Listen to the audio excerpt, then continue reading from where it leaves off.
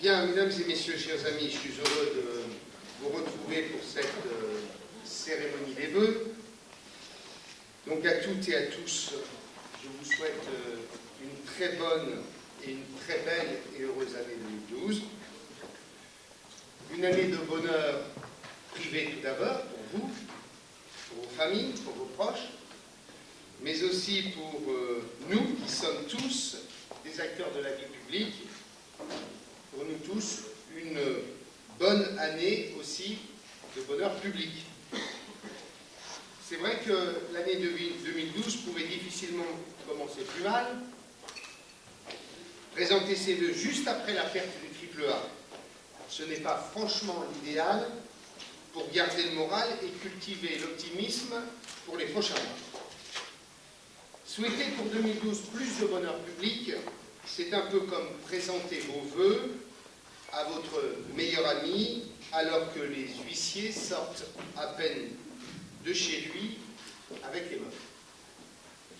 Alors que souhaiter pour 2012 à notre pays sans être hypocrite ou inconscient, sinon que lui souhaiter que tout aille un peu moins mal et que quelques petits coins de ciel bleu apparaissent ici et là. La décision de Standard & Poor's vendredi dernier, je vous le dis très franchement, et chacun pourra dire ce qu'il veut, que c'était attendu, que ce n'était pas vraiment une surprise, que ceci, que cela. Moi, en tout cas, je vis cette perte du triple A d'abord comme une humiliation nationale. Une sorte de joint 40 financier, où ce qui arrive est ce qui devait arriver, où tout un pays est d'un seul coup confronté à ses errements, à ses faiblesses, à ses échecs, où chaque responsable politique est renvoyé à son passé, à ce qu'il a dit ou fait, ou à ce qu'il n'a pas dit et ce qu'il n'a pas fait. Quand la nouvelle est tombée vendredi, je ne me faisais pas beaucoup d'illusions, compte tenu de la campagne, mais j'espérais au moins que la dignité et le sens des responsabilités de chacun prendraient le dessus. J'étais sur ce sujet bien naïf. Ce week-end, j'ai trouvé les réactions politiques à peu près du niveau de celui d'une cour d'école. C'est pas ma faute, c'est la sienne. C'est pas moi qui ai commencé, c'est lui. Ah oui, madame, j'ai rien fait. Je leur avais dit, monsieur, ils n'ont pas voulu m'écouter. Heureusement, mes chers amis, qu'il n'y a pas d'agence de notation pour le personnel politique. Dans une telle situation, je ne dis pas que ce n'est pas inintéressant de comprendre comment on en est arrivé là, et le cas échéant, qui est responsable. Mais je pense aujourd'hui que ce n'est pas l'essentiel, et qu'en plus, la réponse est tellement évidente qu'on n'a pas besoin d'y passer des heures. Pas d'innocent, pas de responsable mais pas coupable. Tout le monde est coupable et tout le monde est responsable. Ou au mieux, complice. Oui, je dis qu'il y a co-responsabilité et co-complicité de toutes celles et tous ceux qui ont exercé le pouvoir exécutif et législatif depuis 30 ans. Qu'ils s'appellent Mitterrand ou Chirac, Hollande ou Sarkozy, Aubry ou Fillon, Mélenchon ou Bayrou, ceux qui assument leur passé ministériel et ceux qui tentent de le faire oublier pour s'ériger comme les candidats anti-système. Je trouve formidable de constater que tout le monde est aujourd'hui contre le système, comme s'il n'y avait pas participé depuis des années et des années. Puisqu'il n'y a pas d'innocents, est-ce bien utile d'instruire le procès de ces 30 dernières années? D'autant qu'on trouvera certes des légèretés, des insuffisances, des décisions lourdes de conséquences sur notre dette, mais on trouvera aussi de vraies réussites, des mutations courageuses, des réformes utiles, et on le trouvera autant à gauche qu'à droite. La crise de l'euro, mesdames et messieurs, je l'ai dit et je l'ai redit, c'est d'abord la crise des dettes nationales. Ce n'est pas l'euro qui est la cause de la situation actuelle, ce sont nos déficits cumulés depuis 30 ans. Pas un seul budget en équilibre depuis Raymond Barre et le budget pour 1981. Alors sortons des postures démagogiques qui font de l'euro un bouc émissaire tellement facile quand la monnaie unique, au contraire, nous a protégés et nous protège encore de cette crise. Dès le lendemain du sommet européen de décembre dernier, j'étais sur une chaîne de télévision le vendredi matin, sur France 2 précisément, et j'avais pointé la responsabilité gouvernementale refusant de tirer les conséquences de l'absence de croissance en 2012 qui provoque d'ores et déjà, on le sait, et Charles de Courson en a fait le calcul, un déficit budgétaire de 10 à 15 milliards supplémentaires par rapport à la loi de finances qui a été votée. Et j'avais alors immédiatement proposé un plan de retour à l'équilibre budgétaire. Et mesdames et messieurs, je le dis, il nous faudra, j'en suis convaincu, sinon demain, mais après-demain, annoncer, le moment venu, un certain nombre de mesures pour faire en sorte qu'on redonne confiance à nos prêteurs. Ne confondons pas non plus, pour des raisons électoralistes, la morale et l'économie. La France n'a pas péché, les Français ne sont pas des jouisseurs invétérés, et nous n'irons pas au pèlerinage au Sacré-Cœur pour expier nos fautes. Et j'ai parlé de mon sentiment vendredi de juin 40 financier. Alors dans ce cas-là, soyons des De Gaulle et non pas des Pétain. Ayons l'esprit de résistance et pas celui d'abandon. Ayons l'esprit de rassemblement et pas de division. Tournons-nous vers l'avenir et l'innovation, pas vers le passé et la nostalgie. Ayons tout de suite la volonté de reconquérir notre rang et notre place, et pas la volonté d'instruire d'inutiles procès et encore moins de nier l'évidence.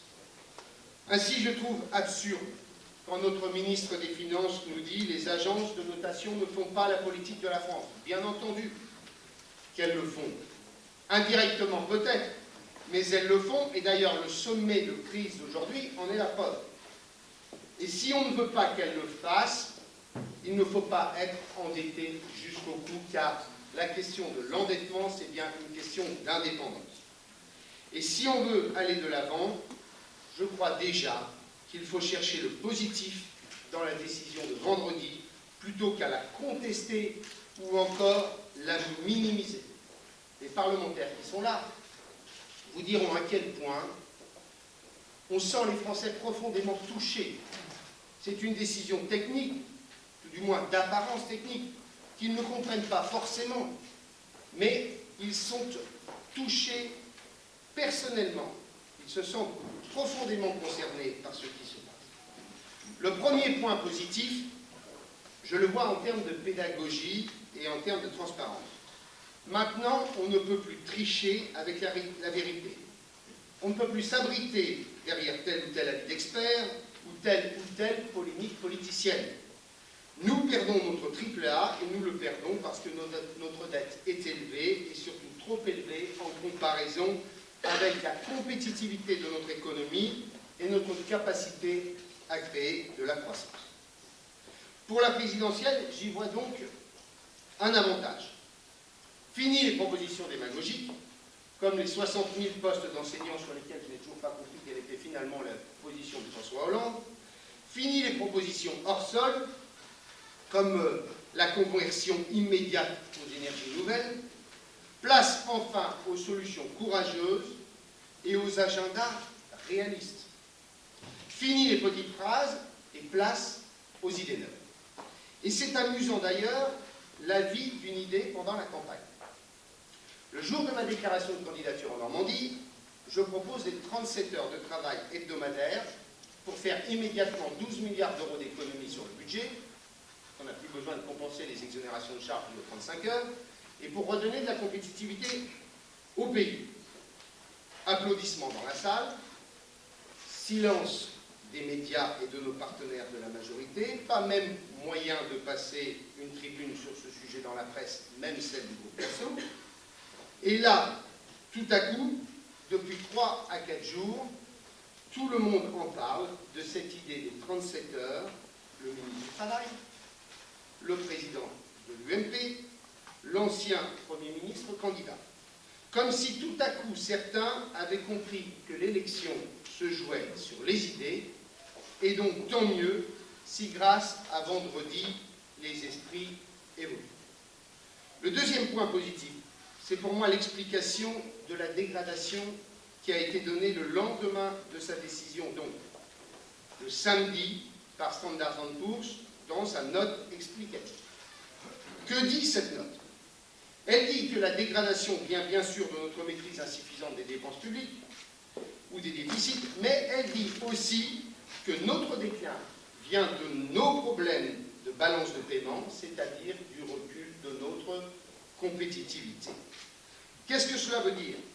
D'abord, et je l'ai dit souvent, que notre politique de redressement des comptes publics ne peut se limiter à la révision générale des politiques publiques. Sinon, on tue le malade en même temps qu'on lui administre la potion.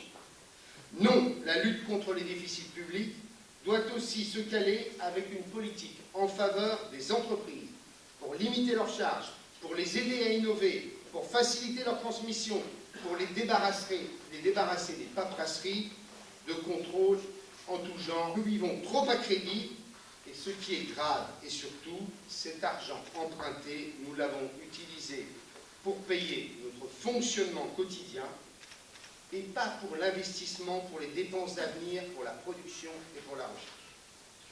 Troisième point positif de mon point de vue sur cette dégradation, l'Europe n'est pas une option, mais c'est une obligation. Plus de fédéralisme, plus de gouvernance, plus de mise en commun de compétences nationales, et surtout un vrai mariage, et pas des mariages à blanc ou en blanc à répétition, auxquels nous avons assisté depuis des mois tout au long de ces pseudo-sommets européens. En fait, mesdames et messieurs, les Français sont un peu, depuis vendredi, dans la situation des juges du tribunal de commerce face à un sinistre d'entreprise. Il y a une faillite, les juges sont confrontés à plusieurs plans de reprise pour éviter la liquidation pure et simple. Ils se penchent sur les dossiers avant de faire leur choix. Qui est le plus sérieux? Quel est le moins coûteux socialement? Quel est le plus juste? Quel est celui qui propose le retour le plus rapide à meilleure fortune? Oui, les Français devront juger qui sera le candidat le plus apte à reprendre et à redresser la France. Alors moi, je ne vais pas vous dire quel repreneur je choisirais. Mais en revanche, je vais vous dire quels seraient mes critères de choix. D'abord, il faut quelqu'un qui dise vraiment la vérité sur la situation. La vérité sur la situation. Qu'est-ce qui a dérapé et pourquoi? Est-ce que c'est l'État? Est-ce que c'est la Sécu? Est-ce que ce sont les collectivités locales? Quels sont les problèmes principaux? La retraite, les 35 heures, l'éducation, la santé. Comment font les autres grands pays qui ont su redresser la France? Ensuite, les Français ont droit à des propositions chiffrées de ce plan de redressement. Qu'est-ce qu'on garde? Qu'est-ce qu'on supprime? Quel sera l'impact sur l'emploi et sur la dette? Qu'est-ce qu'on demande comme effort et qu'est-ce qu'on demande à qui? Les efforts seront-ils partagés et équilibrés?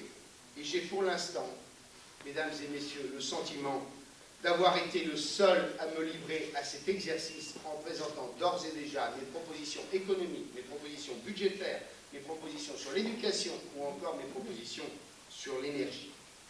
Troisièmement, je regarderai le calendrier. Trop court, ce n'est pas crédible. Trop long, ce serait démotivant. Dernier critère, quelle est l'équipe qui va mener le projet? Un homme seul ou une équipe? Des novices ou des gens expérimentés? Des hommes courageux ou des pilleurs d'épaves? Des hommes de bien ou des ambitieux? seul dans son coin ou avec des partenaires européens. Dans ce contexte, que je reconnais dessiné à grands coups de serpe, quelle est la situation politique actuelle?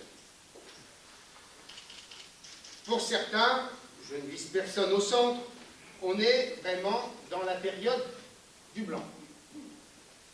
C'est bien beau de dire, les gens, ils votent pour des personnes, pas sur des idées et des propositions, et je serai au second tour. Je commente l'actualité, en général plutôt brillamment, je ne propose rien, ou presque.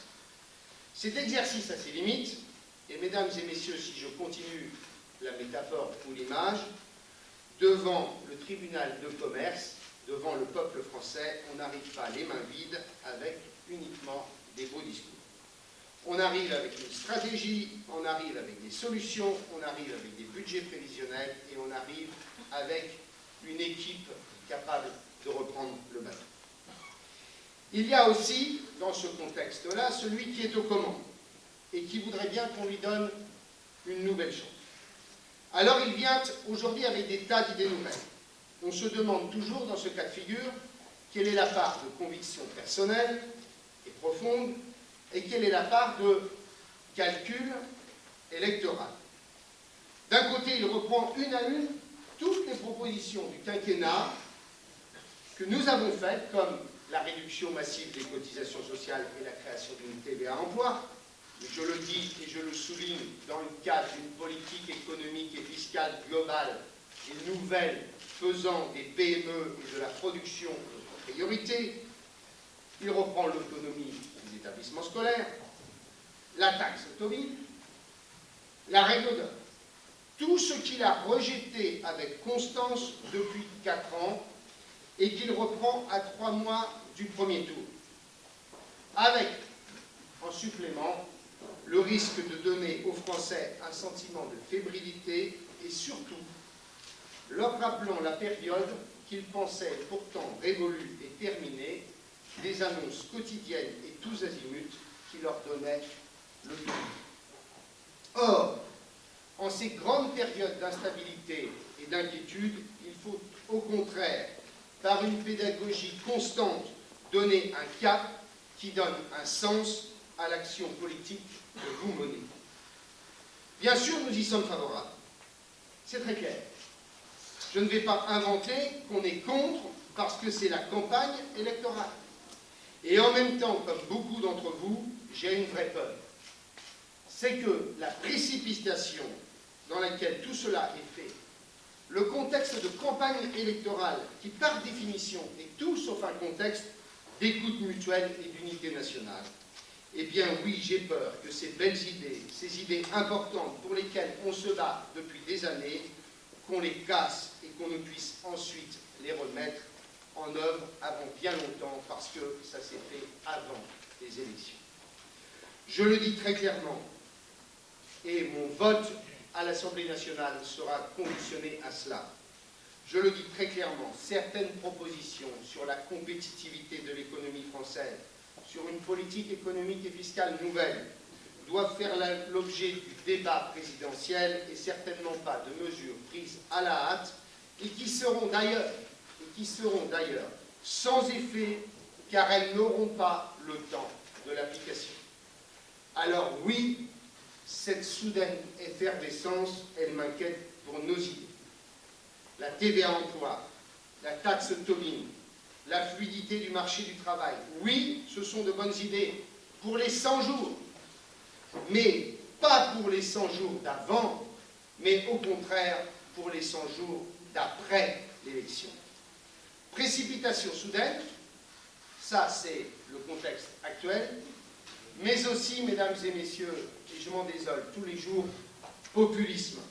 Je n'ai jamais vu une campagne partir sur un ton aussi populiste. Je n'ai jamais vu campagne prendre aussi mauvaise tournure. On est dans un monde nouveau. C'est un fait, nos enfants apprendront ça dans les livres d'histoire. On appelle ça la mondialisation. Mais tout ce qui n'est pas made in France, on n'en veut plus, les hommes comme les produits. Ça sonne bien à l'oreille, ça fait plaisir. Le consommer français, le produire français, c'est en quelque sorte quelque chose qu'on a tellement envie d'entendre les uns et les autres. Mais la vraie question est beaucoup plus brutale que cela. C'est comment fait-on de la France un pays économiquement performant, qui n'est pas en déficit commercial avec tous les pays européens ou presque. Et vous l'avez, ce Made in France, sur tous les sujets. Vous êtes étudiant, il faut être Made in France, dit M. Guérin. Vous vous rendez compte? 5 mois pour faire évoluer cette circulaire.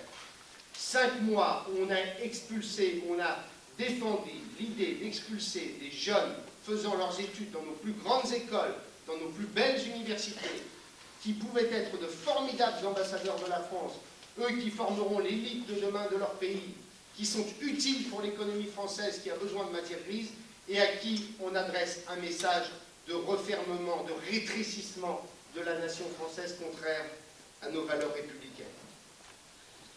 Vous êtes, deuxième exemple, vous êtes en voiture, il faut être Made in France, dit M. Bailly.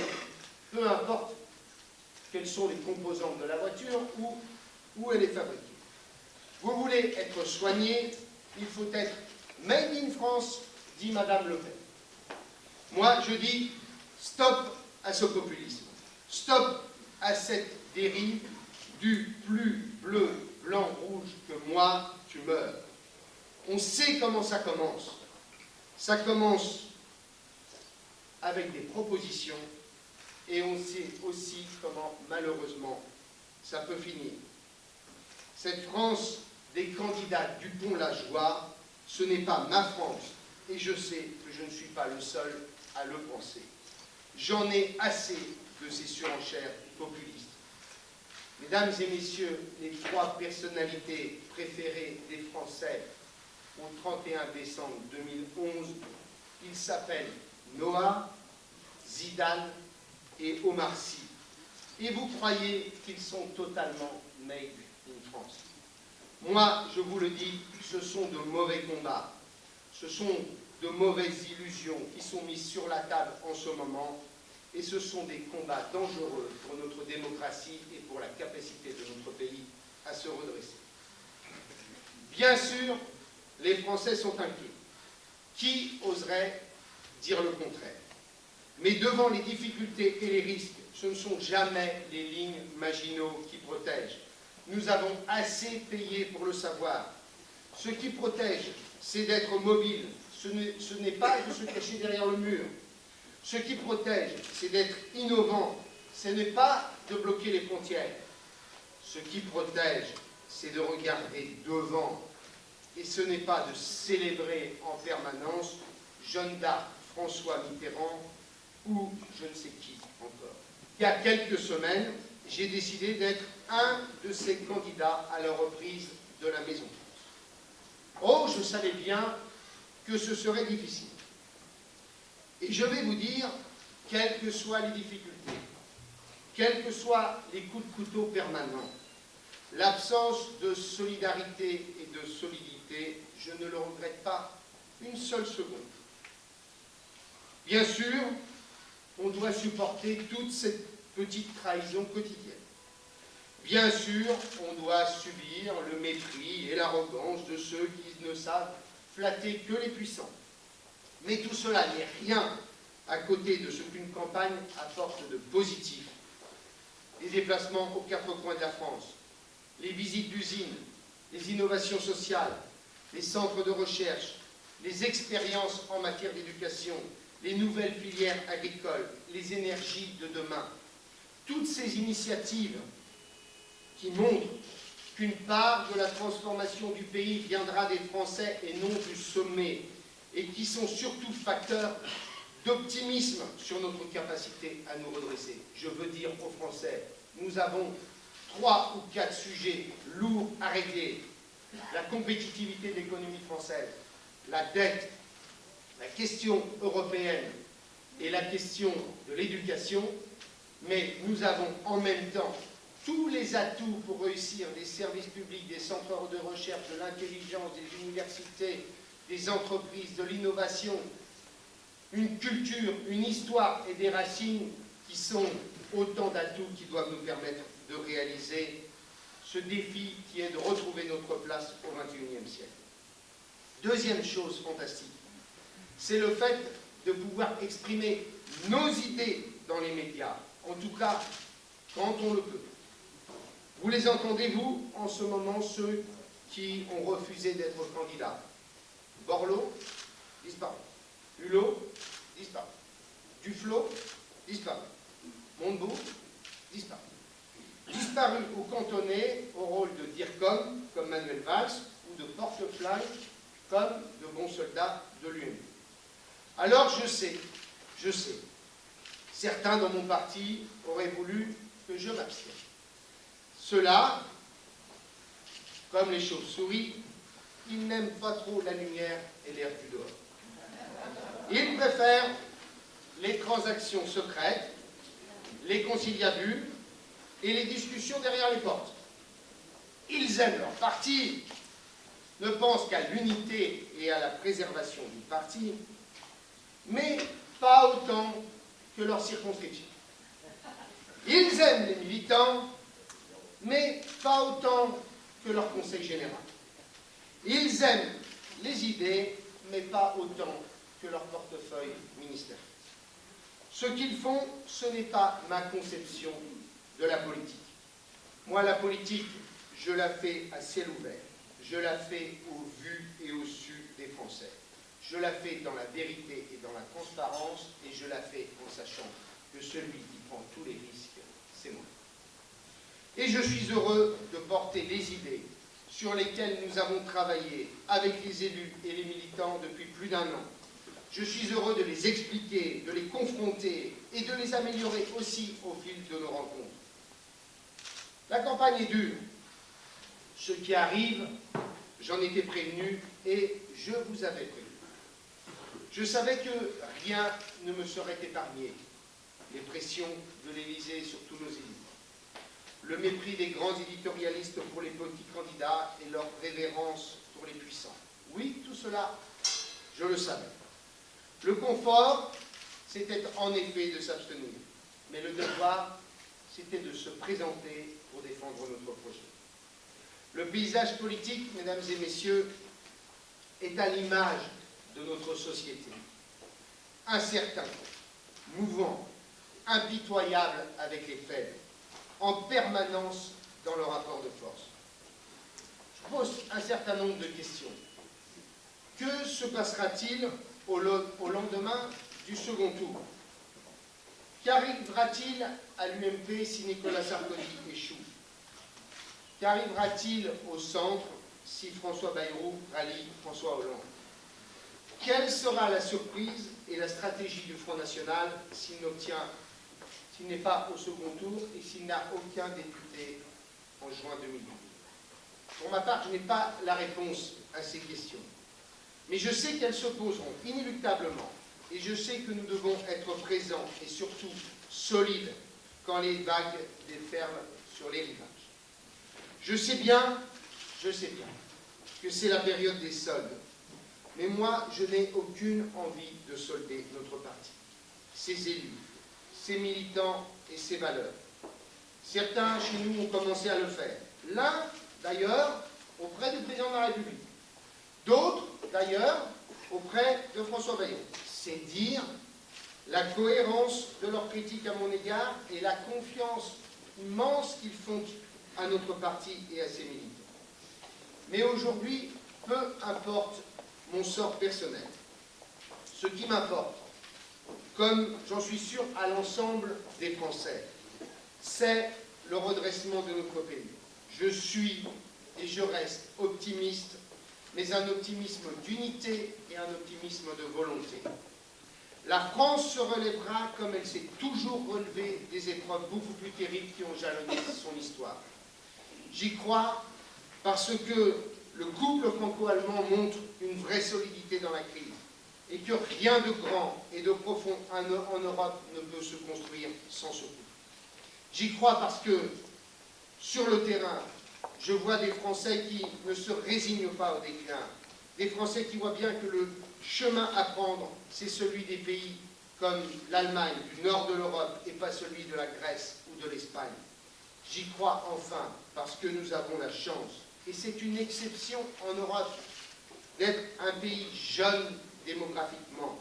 C'est un atout immense, mais à condition de faire un peu plus confiance à notre jeunesse, et surtout, dans nos têtes, d'être parfois un peu moins vieux. Un jour peut-être, on se souviendra alors que c'est un 13 janvier 2012, comme ce fut le cas un 18 juin 40, que tout a commencé et que l'espoir est revenu, car la France, mesdames et messieurs, est à l'heure de sa vérité. Je vous remercie.